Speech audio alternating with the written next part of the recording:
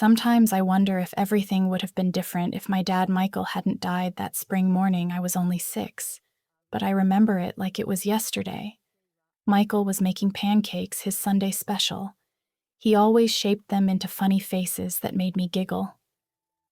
Karen was setting the table humming some tune I can't remember anymore. "Emily, princess, come help your old man flip these masterpieces," Michael called out, waving his spatula like a magic wand. I jumped off the couch, leaving my favorite stuffed bunny behind, and ran to the kitchen.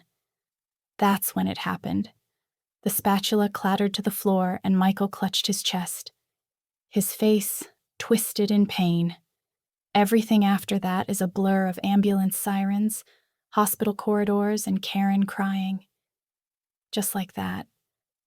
My father was gone, leaving behind an empty house that felt too big and too quiet.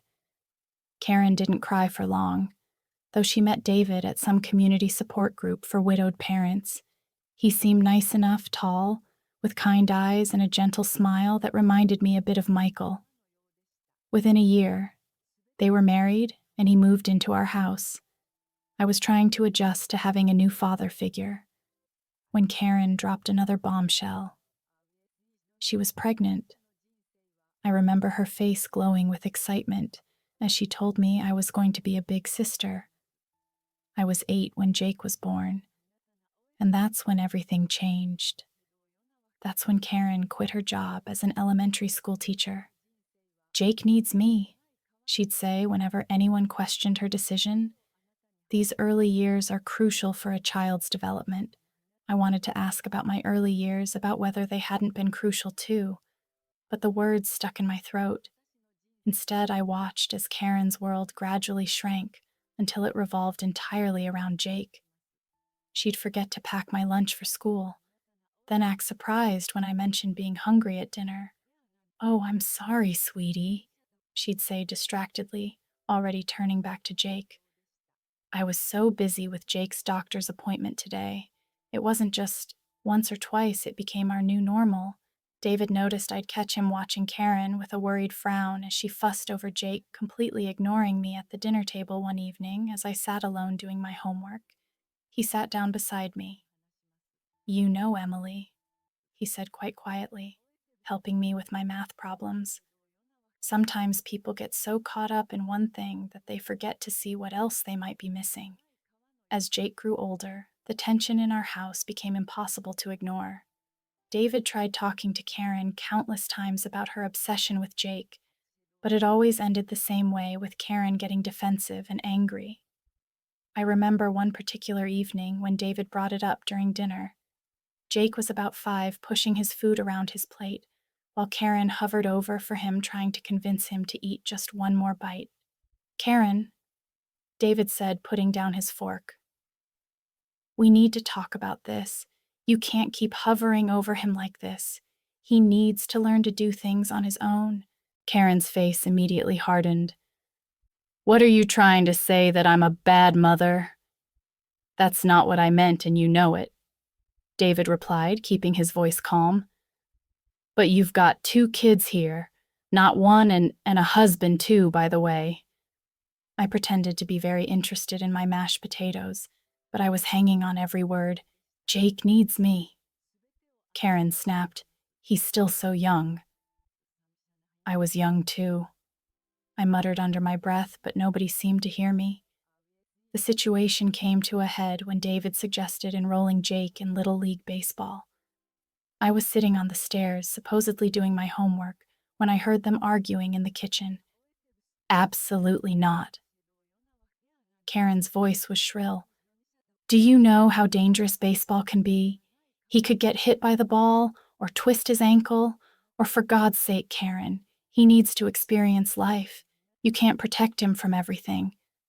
But Karen wouldn't budge. Instead, she enrolled Jake in art classes at the community center. I still remember Jake's sullen face as he sat there mindlessly dragging his brush across paper, while other kids actually tried to learn. He quit after 3 sessions, and Karen blamed the teacher for not understanding her son's creative spirit. Meanwhile, David started spending more time with me. Maybe it was his way of balancing out Karen's behavior, Or maybe he just saw a kid who needed someone in her corner. He'd take me to my karate classes 3 times a week, sitting through every session, cheering louder than any other parent when I earned my belts. But while I was flourishing under David's attention, Jake was becoming increasingly difficult. He'd leave his room a complete mess, toys and clothes everywhere, and Karen would turn to me with that look I'd come to dread. "Emily, be a dear and clean up Jake's room," she'd say, not really asking, but telling. One day David caught wind of this arrangement. "She's not his maid, Karen," he protested. "He needs to learn to clean up after himself." That's when Karen burst into tears, pulling out her ultimate weapon. "I knew it. You love her more than your own son. How can you treat Jake this way?" I watched David's face fall, saw the fight leave his eyes. He looked at me apologetically, then raised his hands in surrender. "Fine, have it your way," he said quietly, walking away after that. He stopped arguing with Karen about Jake, but the look he gave me said everything. He hadn't given up on me. Even if he'd given up on fighting with Karen, it was a small comfort. But sometimes small comforts are all we have. High school graduation day was bittersweet. As I stood in my cap and gown scanning the crowd, I spotted David beaming proudly. Karen was there too, but she kept checking her phone, probably texting Jake's babysitter later that evening. David called me into his study. "I've been saving up," he said, pulling out a folder full of college brochures. "You can go wherever you want. Emily, sky the limit." Before I could respond, Karen burst in. "You can't be serious," she exclaimed. "That money should be saved for Jake's future. He's going to need it more." David's face hardened, an expression I'd grown familiar with during these confrontations. "This is non-negotiable, Karen. I've already made my decision." I ended up choosing Marshall University in West Virginia, far enough to start fresh, but not so far that I couldn't visit occasionally the day David helped me move into my dorm. Karen couldn't come because Jake had anxiety about her leaving college. Life was exactly what I needed for the first time.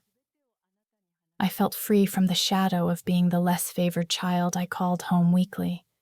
But my conversations were mostly with David. Karen was always too busy with Jake. "Your brother's going through a difficult phase," David EXP explained during one of our calls. His voice sounded tired. "He's hanging out with these kids from the wrong side of the tracks.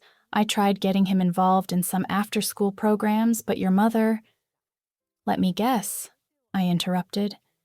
"She said you were being too hard on him." "Exactly, called me a tyrant for suggesting he might need some structure," David sighed. "She says I don't understand how sensitive he is." My visits home became less frequent as Jake's behavior worsened when I did come. He barely acknowledged my existence. Up in his room with his video games. The few times I caught glimpses of him, he looked pale and angry, his eyes glued to various screens. After graduation, I landed a job at DEOE in their consulting division. I stayed in West Virginia building my career while watching from afar as my brother descended further into his self-imposed isolation. During one of my rare visits home, I tried knocking on his door. "Jake, wanna grab lunch, my treat." All I got in response was the sound of gunfire from whatever game he was playing. Karen passing by in the hallway just shrugged. "He's not feeling social today. He's very stressed, you know." The contrast between our lives couldn't have been starker. While I was pursuing my career goals, Jake was pursuing virtual achievement supporting Ed by Karen's endless excuses. David's disappointed face said it all, but by then, even he had largely given up on trying to intervene. By 27, I had finally saved enough for a down payment on my own place. It wasn't huge, just a 1-bedroom apartment in a decent neighborhood, but it was mine the day I got the keys. I couldn't stop smiling. All those years of saving, of brown bag lunches, and saying no to designer clothes had finally paid off. "You all have to come see it," I said during my weekly call home. I'm having a housewarming party next Saturday. I'll cook dinner. David, I'm even making your favorite lasagna. Wouldn't miss it for the world, kiddo, David replied warmly. Karen's voice cut in on the other line. Oh, honey, I don't think we can make it. Jake has plans that day. Plans? I couldn't keep the skepticism out of my voice. What kind of plans? Very important ones, Karen said vaguely. I could hear Jake's video game blasting in the background the day of the housewarming, only David showed up. He brought a potted plant and a bottle of wine. Your mother sends her love, he said, but we both knew that was a lie. Over dinner, David filled me in on what was really happening at home. Jake, now 20, hadn't bothered with college and spent his days either gaming or hanging out with his drinking buddies. David had tried to help, offering him a position at his construction company, just as a starting point. You know. David explained, twirling pasta on his fork. Everyone needs to start somewhere, but Karen. He shook his head. Karen said it would be beneath him. Can you believe that Sadar Jake was too intelligent for manual labor? Too intelligent to work, but not too intelligent to mooch off his parents? I muttered. David gave me a sad smile. I keep trying, Emily. God knows I keep trying. That was the last real conversation we had. 2 years later, I got the call that changed everything. David had collapsed at work, massive heart attack, just like my father. By the time I made it to the hospital, he was gone. The funeral was surreal. Karen put on quite a show, sobbing dramatically and telling anyone who would listen what a wonderful husband David had been. We were so happy, she wailed. How will we manage without him? I watched her performance with a mix of disgust and pity. Her tears weren't for David, they were for herself. I could see the wheels turning behind her grief-stricken facade. David had been the sole breadwinner without his income. How would she maintain Jake in the lifestyle to which he'd become accustomed? Jake didn't even bother to wear a proper suit to the funeral. He showed up in wrinkled khakis and a polo shirt that had seen better days. He spent most of the service staring at his phone while Karen made excuses for him. He's processing his grief in his own way. Standing there at David's grave, I couldn't help but think about how history had repeated itself.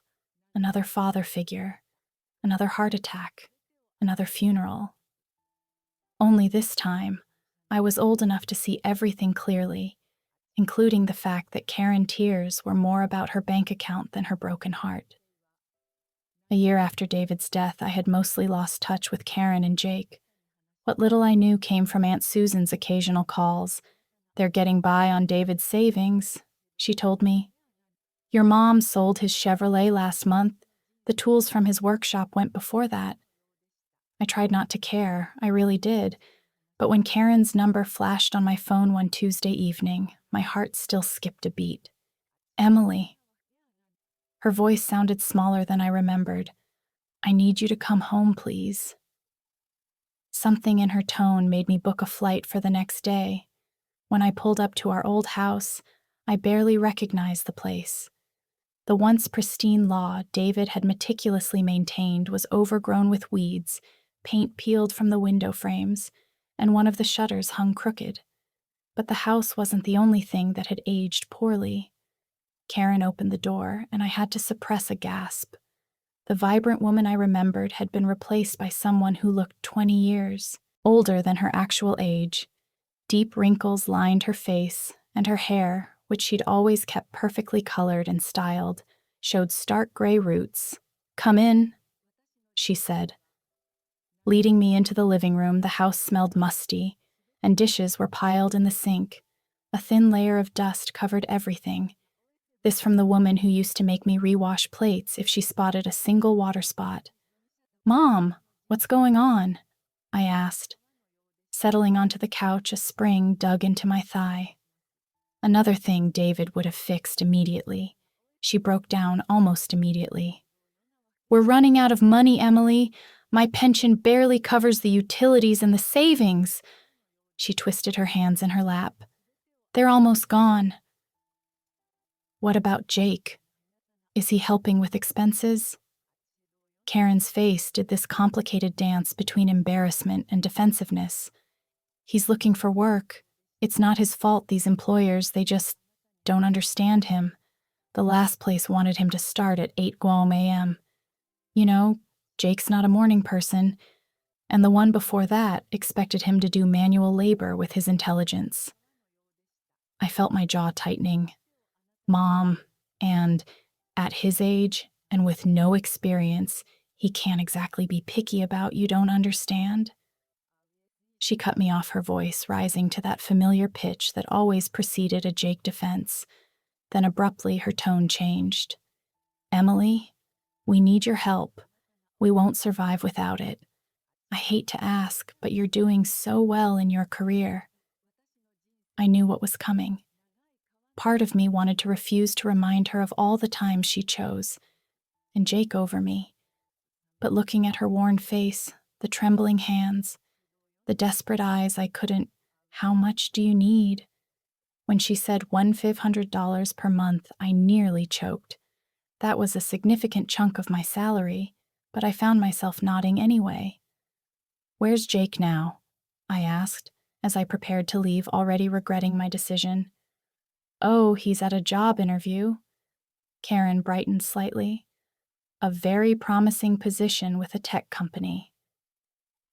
Through the window, I could see Jake's bedroom light on and the familiar flicker of his computer screen. Some things never changed. True to my word, I set up an automatic transfer of $1,500 to Karen's account every month. Each time I saw that deduction from my bank balance, I told myself it was the right thing to do, even if it meant postponing my own plans for a bigger apartment or a new car. I started visiting more frequently, though each visit felt like walking into a time capsule. Jake was always there, either glued to his computer screen or sprawled on the couch with a beer in hand. How's the job search going? I'd ask, mind your own business. He'd snap, or sometimes just grunt, and turn up the volume on his game during the holidays. I couldn't stand seeing the living room in such disrepair. The wallpaper was peeling, and there was a water stain on the ceiling that would have driven David crazy. So I spent my Christmas bonus hiring contractors to fix it up. When Karen sprained her ankle in February, I called to check on her.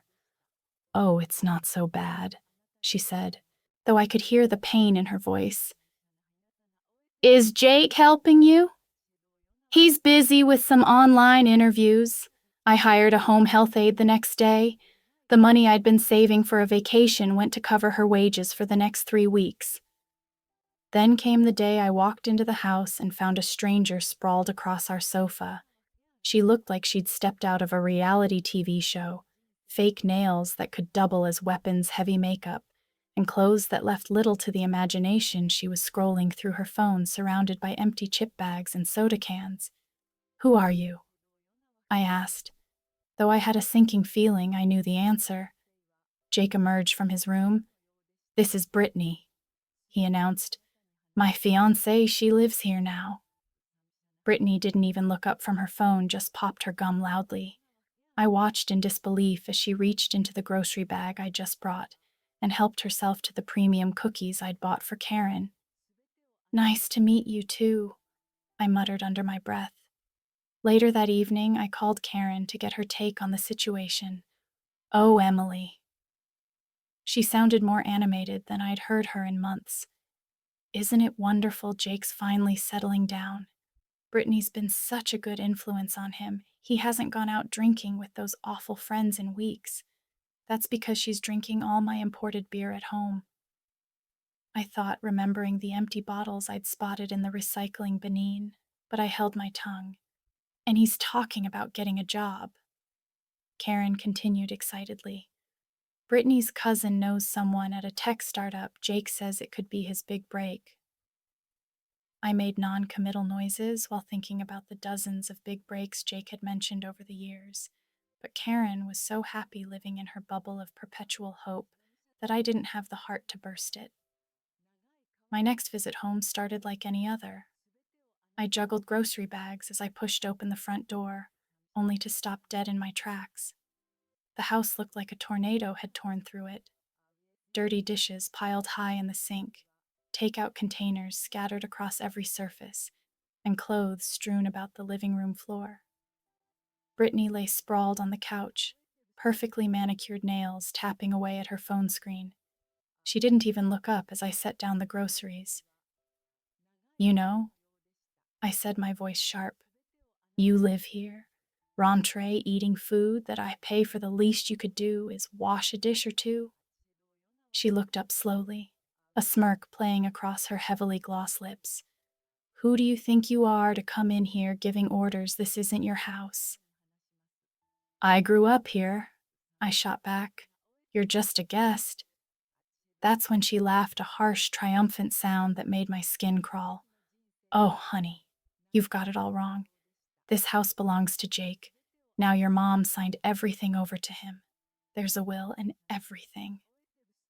I found Karen in the kitchen organizing coupons she never used. "Is it true?" My voice sounded strange in my own ears. "Did you make a will leaving everything to Jake?" She wouldn't meet my eyes at first, fiddling with the papers. In front of her, then something seemed to harden in her expression. "Yes," she said flatly. "It's true." "I don't understand." The words came out barely above a whisper. "I'm the one helping you. I'm the one sending money every month. Jake doesn't work, doesn't contribute anything." "Don't you dare talk about your brother that way." Karen's voice rose sharply. "You don't understand him. You never have." "Understand what? That he's a parasite, that he's perfectly content to live off my money while his girlfriend trashes our home." "Oh, stop being so dramatic." Karen's face twisted into something I didn't recognize. "You want to know the truth? I never loved you the way I love Jake. He's better than you in every way that matters, and I don't want to see you here anymore." The words hit like physical blows. All these years, I told myself that Karen did love me. She just showed it differently, that somewhere beneath her obsession with Jake, she cared about me too. Now I knew better. I turned and walked out, Brittany's triumphant laughter following me down the hall. 21 years of hoping, of making excuses, of trying to earn my mother's love. All of it ended with the quiet click of a door closing behind me. The drive home from Karen's house was a blur. I don't remember the 4-hour trip. Don't remember climbing the stairs to my apartment. Don't even remember sitting down on my couch. But I do remember the moment of clarity that came as I stared at my phone's banking up the automatic transfer to Karen's account, $1,500 every month for the past year. My finger hovered over the screen for a moment before I decisively clicked cancel recurring payment for the next few weeks. I threw myself into work, trying to ignore the hole in my budget that suddenly felt like an opportunity. Rather than a burden, I started researching investment options for the money I'd been sending home. Maybe I could finally start saving for a house of my own. A real house, not just an apartment. Then exactly 1 month after my last visit home, Karen called. The money didn't come through, she said without preamble. "No, hello. No, how are you? There must be some mistake with the bank." "There's no mistake," I replied, surprised by how steady my voice was. "I canceled the transfers." There was a moment of stunned silence before she exploded. "You what? How dare you, after everything I've done for you?" I actually laughed at that. "Everything you've done for me, like what, Mom? Forgetting my existence, forcing me to be Jake's maid, telling me you never loved me." "That's different." She was using her familiar Jake defense voice. "You know I was upset, but you can't just stop helping us. We're counting on that money. Jake and Brittany are planning a vacation to Cannon." "They need a vacation," I interrupted, my voice rising. "Jake needs a vacation from what exactly? Playing video games, drinking beer? Let me tell you something, Mom. Jake doesn't need a vacation. He needs a job." "How dare you speak about your brother that way? You're just jealous. Because what? Because you." Left everything to him fine. You made your choice now. He can take care of you. You ungrateful, mercenary little. The rest of her tiat dissolved into a stream of accusations and demands. I let her rant for a moment before speaking again. Goodbye, Mom. Don't call me again. I blocked her number before she could respond, but Karen wasn't done over the next few weeks. The messages started pouring in through every possible channel: Facebook messages about how she was struggling to pay bills, Instagram comments about what a terrible daughter I was, emails detailing all the sacrifices she'd made for me, most of which I couldn't remember actually happening. Jake joined in too, sending aggressive text about how I was destroying the family. Mom's crying because of you, he wrote. You better start sending money again or else. I blocked him too, but not before replying, here's a crazy idea. Try getting a job. Brittany even tried reaching out through LinkedIn, of all places, with a long message about how I was breaking my poor mother's heart, and how Jake was too sensitive to handle the stress of work right now. I had to admire her creativity at least. It's been 6 months now. I don't know how they're doing, and for the first time in my life, I don't feel guilty about that. Maybe they finally realized that Jake needs to support himself. Maybe they're still waiting for me to cave in and start sending money again. Maybe they found someone else to manipulate. The truth is, I don't need to know what I do. Know is that the $500 I used to send them every month has gone into a down payment fund for my own house. I know that I sleep better at night, no longer awakened by angry messages or guilt-tripping calls. I know that David would be proud of me for finally standing up for myself the other day. I drove past a construction site and saw a now hiring sign for a moment. I thought about taking a picture and sending it to Jake, but then I just smiled and kept driving. Their problems aren't my problems anymore. Finally, after all these years, I'm free.